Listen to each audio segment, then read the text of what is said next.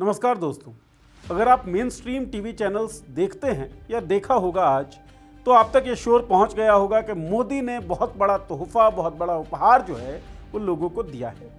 उसी उपहार के बारे में द मॉल्टिक शो के इस एपिसोड में हम लोग बातचीत करेंगे। ये जो आप बैकग्राउंड देख रहे हैं, बैकग्राउंड पे लिखा हुआ है अलर्ट, ये झूठ है। झूठ क्या है? ये बात ज़रूर है कि कुछ चीज़ जो है वो हटाई गई है, जिसके कारण कीमत जो है वो तेल की निर्धारित होती है। लेकिन क्या वो जो चीज़ हटाई गई है और वो जो कीमत को निर्धारित करती है, उससे आपको फ़ायदा पहुंचेगा? क्या आपके लिए तेल की कीमतें 10 रुपये कम हो गई हैं?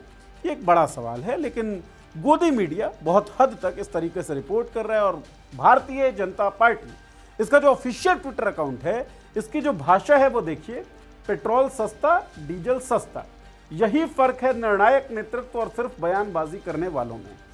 ये तो बीजेपी का ऑफिशियल ट्विटर अकाउंट है। इसके अलावा बीजेपी सरकार में जुड़े जितने भी मंत्री हैं, बहुत सारे बीजेपी के नेता जो हैं वो यही चीज़ ट्वीट कर रहे हैं कि बहुत बड़ा उपहार दे दिया गया, बहुत बड़ा तोहफा दे दिया गया, डीजल सस्ता हो गया है, पेट्रोल सस्ता हो गया है।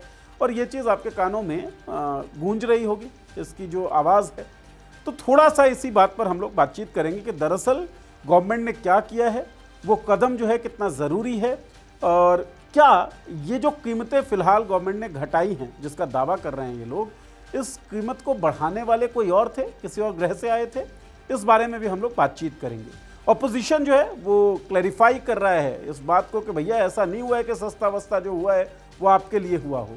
वो कह रही है कंपनीज के लिए हुआ है, और जो ट्रैक रिकॉर्ड है उसके आधार पर कुछ आरोप भी लगा रहे हैं। वो आरोप क्या हैं और ट्रैक रिकॉर्ड क्या है, उसके बारे में हम लोग बातचीत करेंगे। तो सबसे पहले तो ये समझिए कि सस्ता तेल, सस्ता डीजल, जिसका दावा भारतीय जनता पार्टी का ऑफिशियल ट्विटर अकाउंट कर रहा है, मतलब कुछ चीज़ बताई गई और बहुत बड़ी चीज़ जो है छिपाई गई है, ये झूठ है। इसलिए अलर्ट हो जाइए और हमारे साथ जुड़ जाइए द मॉल्टिक शो के इस एपिसोड में। तो सबसे पहले बात शुरू कर रहे हैं, मंत्रियों ने बोला हर हर मोदी। अब लिटरली हर हर मोदी नहीं बोला है, लेकिन आप जब सुनेंगे आंखें बंद करके तो गूंज वही सुनाई देगी कि मोदी जी ने उपहार दे दिया। सबसे पहले हरदीप सिंह पुरी साहब पेट्रोलियम मिनिस्टर हैं। हरदीप सिंह पुरी साहब कह रहे हैं कि the Modi government had two choices, either increase prices drastically for citizens of Bharat as all other nations have done, or bear the brunt on its finances so that Indian citizen is insulated from international volatility।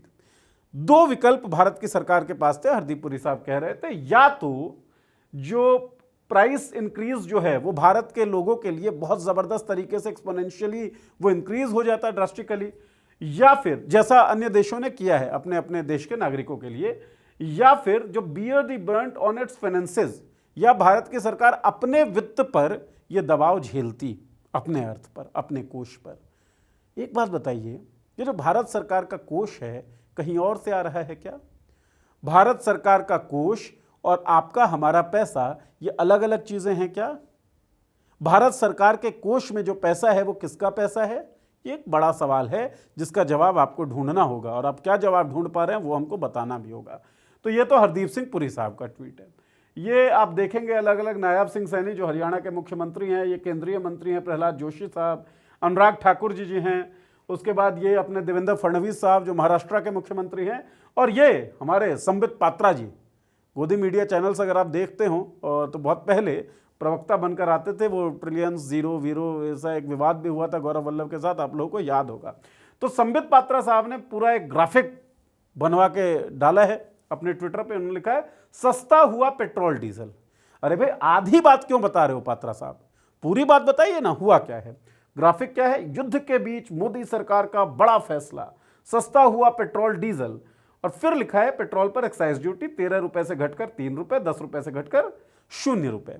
तो जो excise duty है ये 10 रुपए कम किया गया है। Excise duty के भी बहुत सारे पार्ट्स होते हैं, उनमें एक होता है special additional excise duty, SAED जिसे कहते हैं, वो कम हुआ है। इसका हिस्सा जो है वो राज्य के सरकारों के साथ शेयर नहीं किया जाता।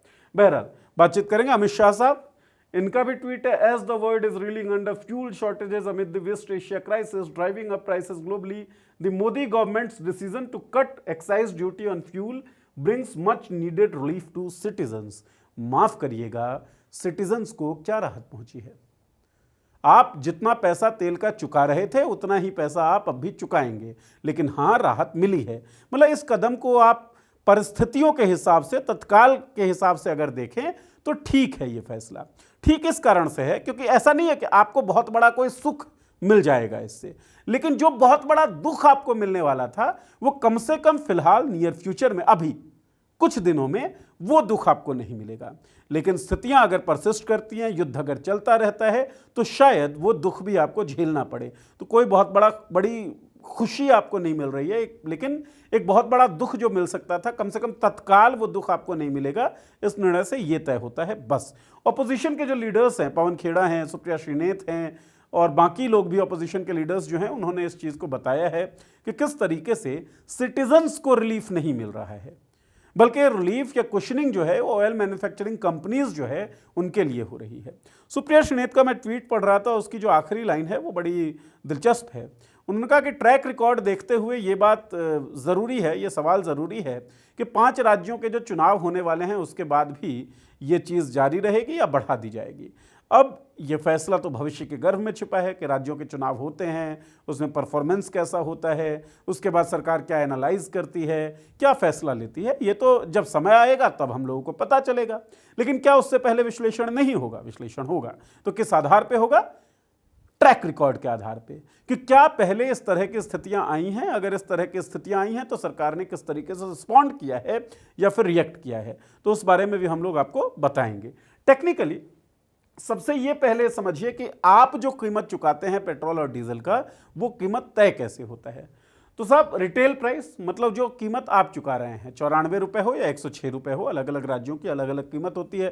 क्यों होती है थोड़ा बहुत मैं समझाने की कोशिश करूंगा। जो रिटेल प्राइस है पेट्रोल या डीजल की, वो तय होता है base price, central excise duty, state VAT value added tax और डीलर के कमीशन से। ठीक जी। अब बेस प्राइस जो है वो क्या होता है? बेस प्राइस इंटरनेशनल कॉस्ट, मतलब जो क्रूड ऑयल की कीमत है जो युद्ध के कारण फिलहाल बहुत ज्यादा बढ़ गई है, एक तो वो पोर्शन रहता है इसमें। एक एलिमेंट रहता है रिफाइनिंग कॉस्ट। क्रूड ऑयल जब आया तो सीधा आपकी गाड़ियों में नहीं भरा जा सकता, उसको रिफाइन किया जाता है, अलग अलग प्रोडक्ट बनते हैं। पेट्रोल डीजल रिफाइनिंग के बाद मिलेगा, है ना। तो रिफाइन करने में जो कॉस्ट लग रहा है वो कॉस्ट उसके साथ जुड़ता है। उसके बाद ओएमसी का मार्जिन। ओएमसी क्या है? इंडियन ऑयल, बीपीसीएल, एचपीसीएल, ये जो ऑयल मैन्युफैक्चरिंग कंपनीज हैं इनका मार्जिन होता है। भाई कोई भी आदमी कुछ चीज़ खरीद रहा है, उसको रिफाइन कर रहा है, फिर आप तक पहुंचा रहा है, तो उसको लाभ तो मिलना चाहिए, वरना कोई क्यों करेगा, तो वो मार्जिन जुड़ता है। और फिर ट्रांसपोर्ट कॉस्ट होता है। तो बेस प्राइस ऐसे निर्धारित होता है। बेस प्राइस रिटेल प्राइस का एक एलिमेंट है।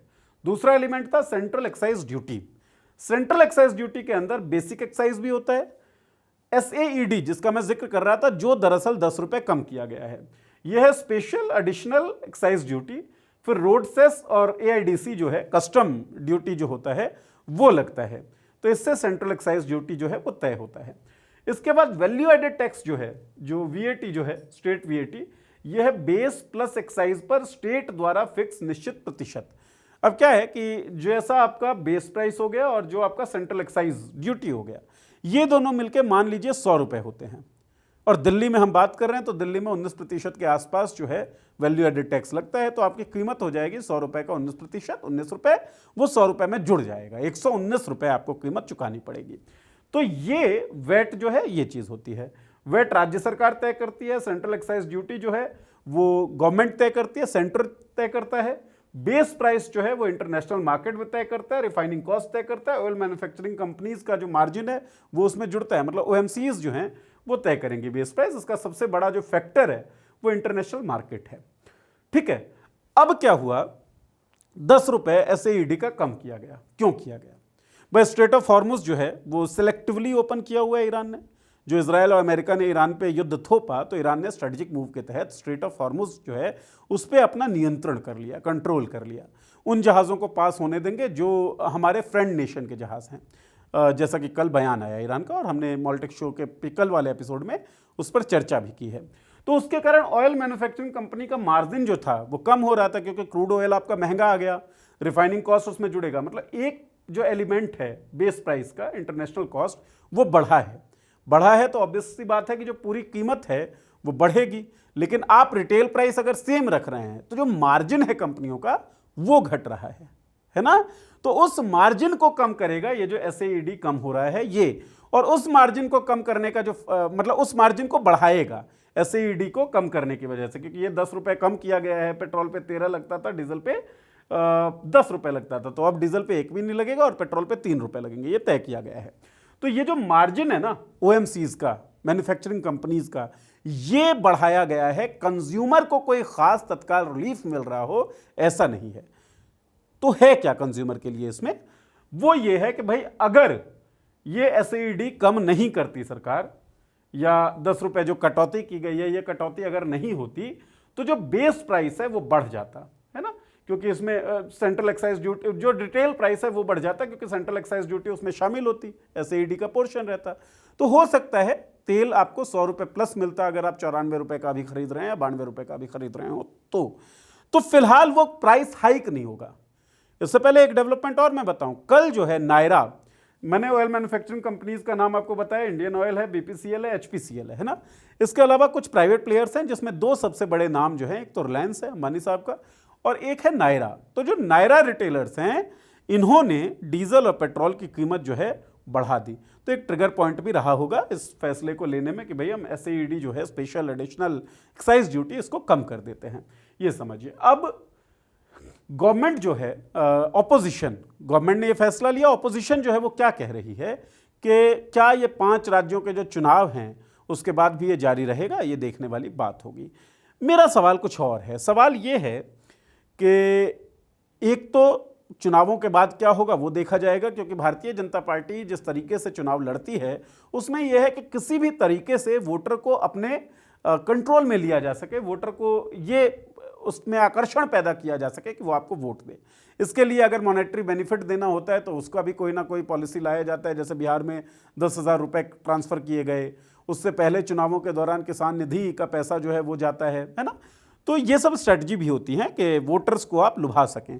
फिलहाल अगर प्राइस राइज हो जाता, प्राइस हाइक हो जाता तो चुनावों में दिक्कत आ सकती थी, ये बात बिल्कुल वाजिब है ना। तो हो सकता है एक तरह की वो स्ट्रेटजी हो। तो चुनावों के बाद क्योंकि ये चिंता नहीं होगी कि किसी राज्य में हम कह रहे चुनावों पे नकारात्मक असर पड़ सकता है, तो हो सकता है प्राइस हाइक हो जाए, नंबर 1। नंबर 2, ये जो इंटरनेशनल मार्केट में क्रूड ऑयल की कीमत बढ़ी है, इसका कारण है ईरान के ऊपर इजराइल और अमेरिका के हमले के बाद शुरू हुआ युद्ध। ये युद्ध तो रुकेगा एक दिन।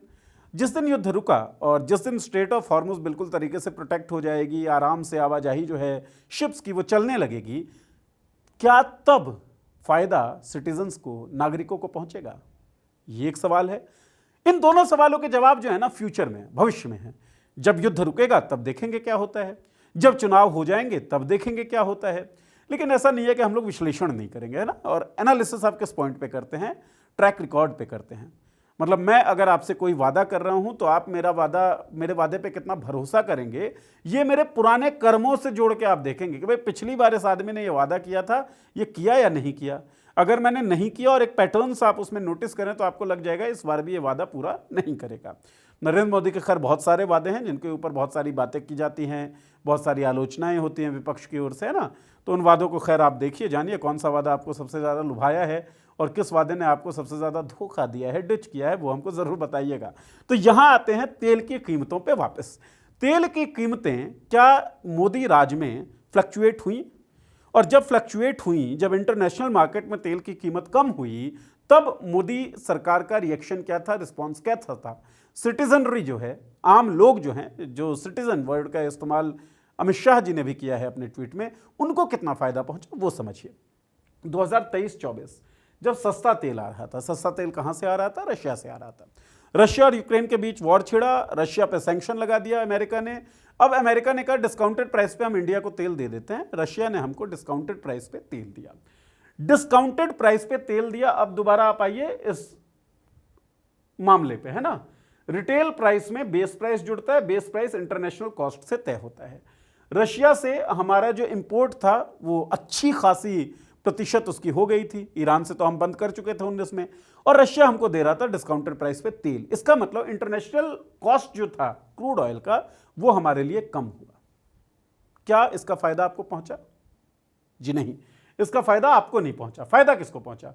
तीनों ओएमसीज जो थी, जो मैंने आपको नाम लिया, आईओसीएल हो गया, बीपीसीएल हो गया और एचपीसीएल हो गया, इन तीनों ही ओएमसीज का 2023-24 जो फाइनेंशियल ईयर है, इसमें कुल प्रॉफिट 86,000 करोड़ रुपए था, तीनों ओएमसीज का। आपने कभी 90 से कम रुपए का पेट्रोल खरीदा क्या 2023-24 में? आप बताइए। एक साल पहले, जो 2023-24 से पहले का जो साल था, जिसमें डिस्काउंटेड तेल हमको नहीं मिल रहा था, तब इन कंपनीज का प्रॉफिट था 3400 करोड़ रुपए, और उसके बाद 86,000 करोड़। कितने प्रतिशत का इजाफा है वो आप देखते समझते रहिए। आईओसीएल का जो प्रॉफिट है वो 381% बढ़ा, और जो बीपीसीएल का प्रॉफिट है वो 1326% बढ़ा, जब डिस्काउंटेड तेल हमको डिस्काउंटेड रेट पे क्रूड ऑयल हमको मिल रहा था, क्योंकि रशिया हमको डिस्काउंटेड प्राइस पे तेल दे रहा था। प्रॉफिट आपको नहीं मिला था, प्रॉफिट मिला था ओएमसीज को। और रिलायंस, जो मैंने प्राइवेट प्लेयर्स का नाम लिया, नायरा और रिलायंस को लगभग 50,000 करोड़ रुपयों का फायदा हुआ था। रशिया से जो डिस्काउंटेड कीमत पे तेल आ रहे थे ना, उसका फायदा रिलायंस अंबानी साहब को हुआ था। 50,000 करोड़ लगभग अनुमानित राशि है ये।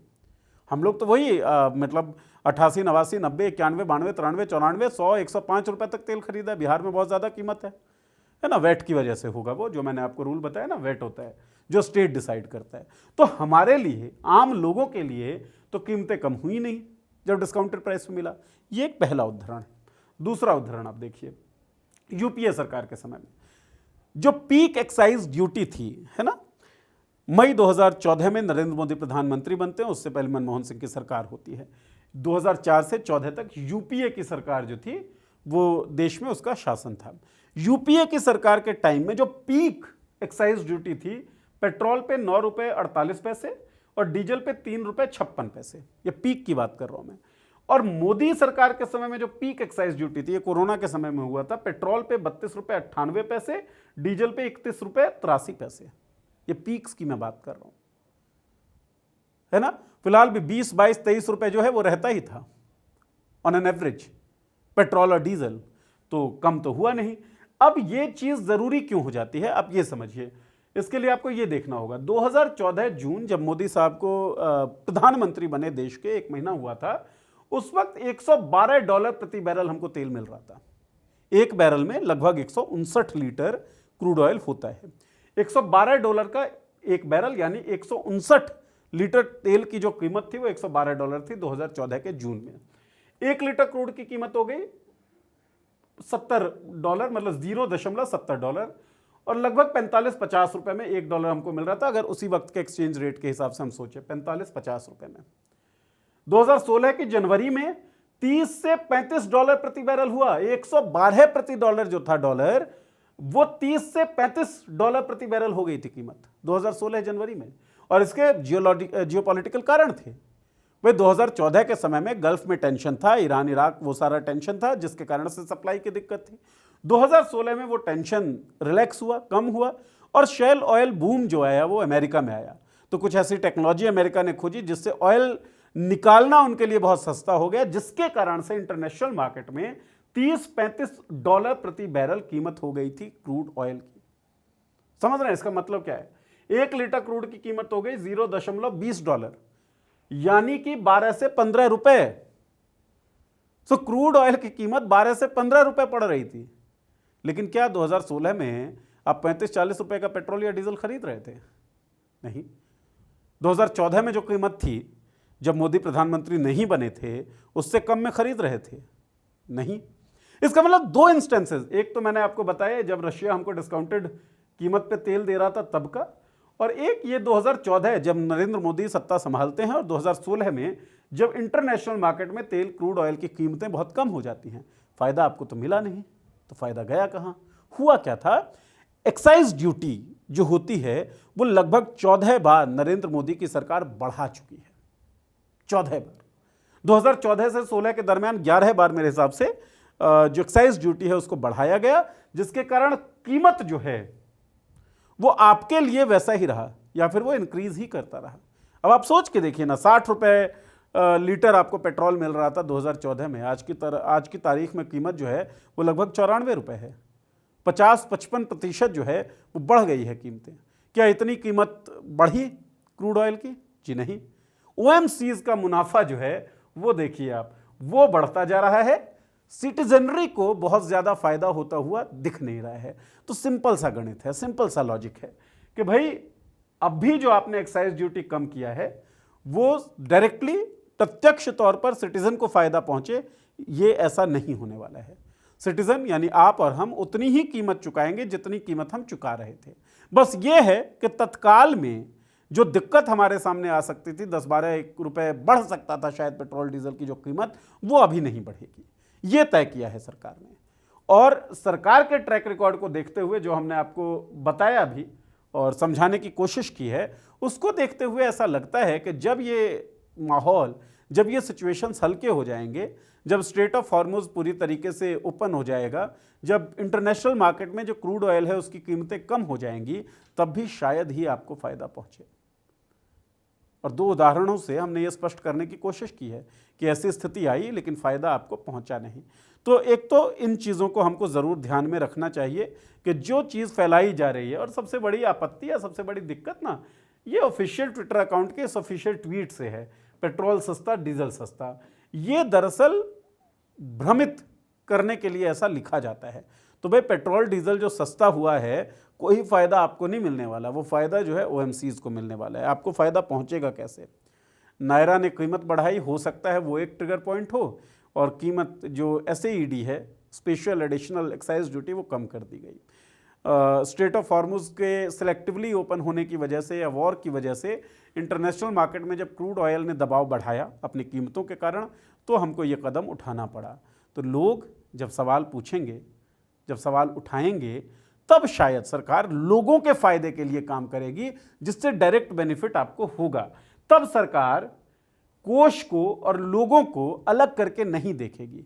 सरकारी कोष में जो पैसा है वो आपके और हमारे टैक्स का पैसा ही तो होता है ना।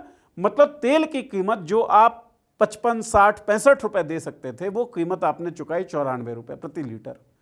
और उसके बाद रोड्स बन रहे हैं, सब कुछ हो रहा है, फिर रोड्स का एहसान भी हो रहा है कि भाई हम लोग रोड बना रहे हैं इसलिए तुम वोट दो। अरे आपके पैसों से ही बन रहा है, आपके पैसों से ही इंफ्रास्ट्रक्चर ग्रोथ हो रहा है, और होगा भी, ऑब्वियस सी बात है। कहीं आसमान से या किसी दूसरे ग्रह से तो पैसा नहीं आ जाएगा, लेकिन एहसान नहीं कर रहे हो ना कोई भी, और एहसान कर भी नहीं सकते। फिर भाषा एहसान वाली क्यों?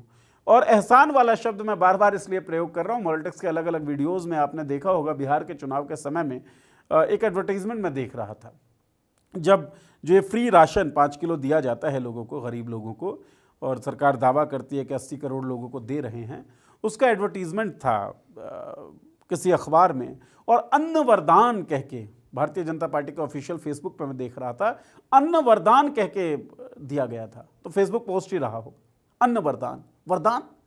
अरे खाना हमारा अधिकार है। अगर किसी व्यक्ति को हिंदुस्तान में खाना नहीं मिल रहा है तो सरकार से कहे खाना दो, और सरकार को देना पड़ेगा, ये हमारा अधिकार और सरकार का कर्तव्य है। लेकिन अपना कर्तव्य पूरा करते हुए सरकार कह रही है हम वरदान दे रहे हैं, लोग एहसान तले दबे जाएं कि हम मोदी जी का खाना खा रहे हैं। नहीं, हम मोदी जी का खाना नहीं खा रहे। और प्रधानमंत्री मनमोहन होते तो हम मनमोहन का खाना नहीं खाते, हम नेहरू का खाना नहीं खाते थे, हम लाल बहादुर शास्त्री का खाना नहीं खाते थे। वो खाना आपका और हमारा है। तो कोई भी सरकार कीमतों को निर्धारण करके या कुछ फ्री फैसिलिटी देके अगर ये कहे कि हम एहसान कर रहे हैं या वरदान दे रहे हैं, तो उसकी मुखर आलोचना करनी पड़ेगी। लेकिन बीते कुछ सालों में हुआ यह है कि हमने आलोचना करना बंद कर दिया है। और निशिकांत दुबे ने तो काफ़ी बाद में कहा कि सवालों से परे हैं नरेंद्र मोदी। गोदी मीडिया तो पहले ही अपना चुकी है ये बात कि सवालों से परे हैं नरेंद्र मोदी, उनको इंटरव्यू मिलता है नरेंद्र मोदी का, लेकिन वो सवाल नहीं पूछते। समस्या ये है कि जो सिटीजनरी है, जो वोटर्स का वर्ग है, वो भी सवाल करना भूल गया है। तो सवाल तो भैया करना होगा। सवाल नहीं पूछिएगा तो कोई आपके लिए जवाबदेह अपने आप को मानेगा भी नहीं।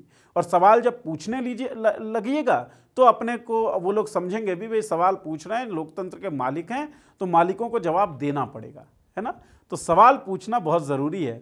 और ये हरदीप पुरी साहब हों या संबित पात्रा साहब हों, ख़ास तौर पे पेट्रोल सस्ता डीजल सस्ता, या भारतीय जनता पार्टी का ये ट्वीट हो पेट्रोल सस्ता डीजल सस्ता, तो मुनव्वर राणा साहब का एक शेर मुझे याद आता है कि सियासत मुफलिसों पे इस तरह एहसान करती है, वो आंखें छीन लेती है और चश्मे दान करती है।